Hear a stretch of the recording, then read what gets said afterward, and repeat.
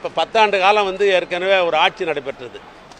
அந்த கட்சியினுடைய நிறுவன தலைவர் அதிமுகன்னு சொல்கிறீங்க. அந்த கட்சியோட நிறுவன தலைவர் யார்? மக்கள் தலைவர் எம்ஜிஆர். திராவிட முன்னேற்ற கழகத்தில் 10 முறை வந்து சட்டமன்ற உறுப்பினராக உதயசூரில் நின்று வெற்றி பெற்றவர். திராவிட முன்னேற்ற கழகத்தினுடைய பொருளாளராக இருந்தவர். தலைவர் மீது மாறுபட்ட கருத்தில் வெளியே போனவர். ஒரு இயக்கத்தை கண்டார். ரைட்டு. அந்த இயக்கத்தில் தானே நீங்களும் அமைச்சராக முதலமைச்சராக இருந்தீங்க. 10 ஆண்டு காலம் வந்து எத்தனை இடத்துல நீங்கள் வந்து மக்கள் தலைவர் எம்ஜிஆர் பேரை எத்தனை இடத்துல நீங்கள் சூட்டினீங்க? நீங்கள் பாக்கெட்டில் எம்ஜிஆர் படத்தை வைக்கிறதுக்கு பயப்படுறவங்க தானே நீங்கள் போய் வந்து பேர் வைக்கிறத பற்றி நீங்கள் சொல்கிறீங்க. எத்தனை இடத்துல ஒன்றும் இல்லை. ஒரு திரைப்பட நகரை வந்து உங்கள் ஆட்சியில் நீங்கள் கட்டினீங்க. யார் பேரை வச்சிங்க? திரைப்படத்தில் வந்து சக்கரவர்த்தி அண்ணன் கலைஞர் என்று சொன்னால் அதற்கு அடுத்த நிலையில் திரைப்படத்தில் கதாநாயக அந்தஸ்தில் பெறுவதிலே முன்னிலையில் இருந்த தலைவர் மக்கள் தலைவர் எம்ஜிஆர் புரட்சி நடிகர். இந்த புரட்சி நடிகர் பட்டம் கொடுத்தது அண்ணன் கலைஞர் தான்.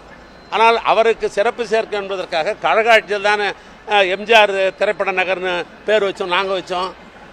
அதனால் பேர் வைக்கிற விஷயத்தை பற்றி நீங்கள் வந்து அதிகமாக நீங்கள் ரொம்ப கவலைப்பட வேணாம். யாருக்கு என்ன பேர் வைக்கிறதுன்றது எங்களுக்கு தெரியும். ஆனால் 10 வருஷம் எம்ஜிஆர் இருக்கிற இடமே தெரியல. ஒரு ஸ்டாம்ப் சைஸில் கூட நீங்கள் வந்து அரசு இன்விடேஷனில் போடும்போது எங்கேயாவது வந்து மக்கள் எம்ஜிஆரோட ஒரு ஸ்டாம்ப் சைஸில் நீங்கள் போட்டிருக்கிறீங்களா?